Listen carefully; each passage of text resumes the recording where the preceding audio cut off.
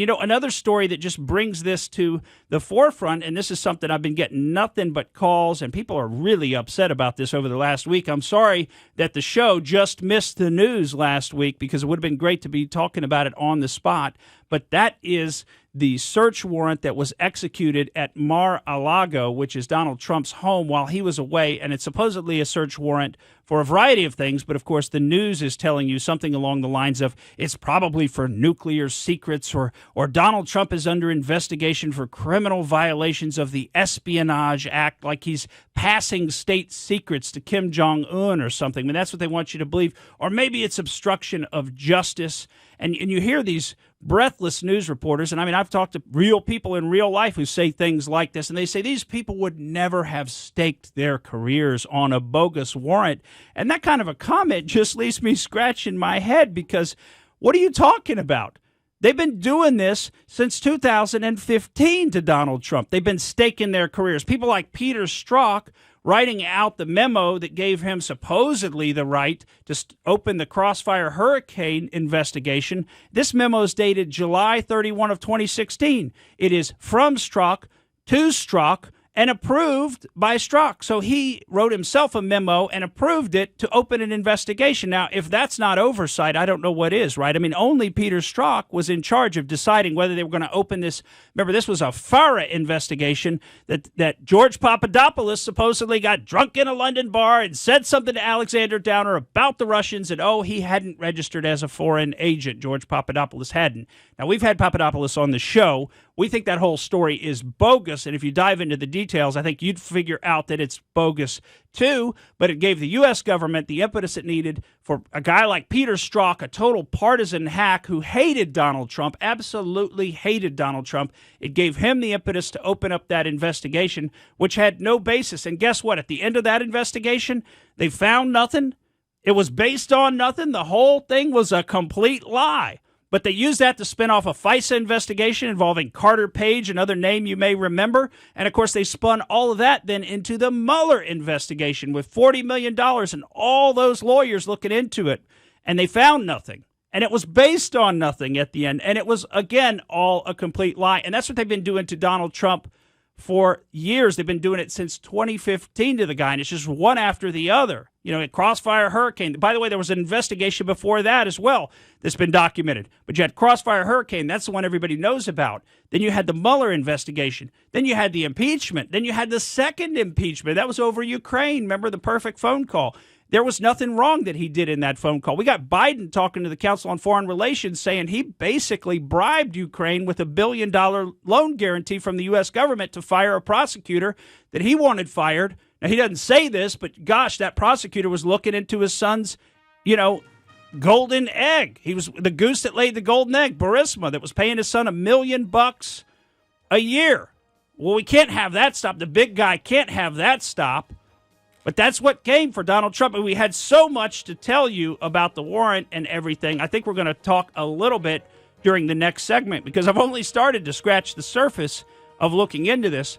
But I want you to understand, folks, notice the pattern. They've been opening up false investigations of Trump the entire time he's been in public life, that he's been running for office. So don't think for 1 second that the same division, the FBI Counterintelligence Division, which is the one that applied for this particular warrant that's just been executed at Mar-a-Lago, don't think they wouldn't make anything up. They've got a track record of making things up. And at the end of it, nothing happens to them. So are these people kidding who say that these folks staked their career? They didn't. We'll be right back. Here we are back on the Morgan Streetman Show. And Morgan, you were starting to delve into what happened at Mar-a-Lago and the raid, and basically how Trump's been treated since he's been out of office is not being commander-in-chief. It's not the same as what we've seen others in the past, the way they've been treated. Well, that's right. This is all part of that rules-based world order that they want to put into place, and the rules are going to apply to deplorable people like Donald Trump and maybe you and me. Those are the people who are going to be subject to the rules. But in America, we're not subjects, are we? We're free people, and it is through our authority that the government derives its authority. We get our authority directly from God by being people, by being born and made in the image of God. And that is what establishes our personhood, our authority, our rights. It doesn't come from government. Our rights don't come from the Bill of Rights. The Bill of Rights simply record what already exists. And the Bill of Rights are in play here because it's the Fourth Amendment right to the U.S. Constitution that is what people are talking about, that says that people have the right to be secure in their persons, houses, papers, and effects against unreasonable searches and seizures, and that no warrants are supposed to issue without probable cause and supported by an affidavit. And they say oath or affirmation in the Constitution. But that's what people have said. Look, this warrant had to be supported by an affidavit. And there again, I just go back and say, and how many people in law enforcement and how many people in politics and government have said on the record that they swear they know about something Donald Trump has done wrong or have tried to set Donald Trump up? They don't have any shame in doing that. And so, I'm really not sorry that I don't trust him. I don't trust the FBI Counterintelligence Division. I don't trust the basis for this warrant. If there were nuclear secrets, why'd they wait so darn long to go get them? And if they aren't nuclear secrets, then basically they can't stop the president from declassifying anything that he wants. The only reason nuclear secrets falls under a special act of Congress. But the president has unlimited declassification authority as the commander-in-chief. Now, it's called plenary power. If you hear some people, constitutional scholars, talk about it, but it basically means essentially complete power with no limitations. So the president has plenary power over national security information. This is established in a case called Navy v. Egan that you see cited, and it basically says regarding security clearances that they involve national security, and under Article 2, Section 2 of the U.S. Constitution, which declares that the president is the commander-in-chief of the Army and Navy of the United States, that the president receives the authority to control access to information bearing on national security. And so he can declassify anything he wants, any way he wants, with no process. He doesn't have to get the approval of the CIA or the NSA or anybody else. He can just do it at his own whim. And guess what? He doesn't even have to tell anybody that he did it. You can even look on PolitiFact. PolitiFact says this is mostly true. They'll probably change that now. But right now, they still say that that's mostly true, that the president has he can declassify anything at any time without any process. He has the plenary power, the unlimited power over classification and declassification.